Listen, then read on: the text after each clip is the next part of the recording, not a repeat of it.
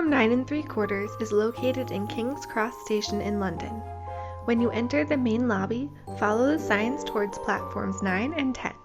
Just before you reach the entrance to platforms 9 and 10, you will see the photo op on the wall to the right by the Harry Potter shop. There is usually a really long line with a security guard at the end.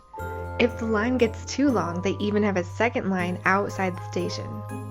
I personally gave up on the line after waiting outside for half an hour and seeing how long the inside line still was.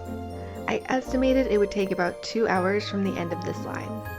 There is also a line to get into the Harry Potter shop next door. My recommendation would be to snap your 9 3/4 photo at the Harry Potter studio tour instead of waiting in line here.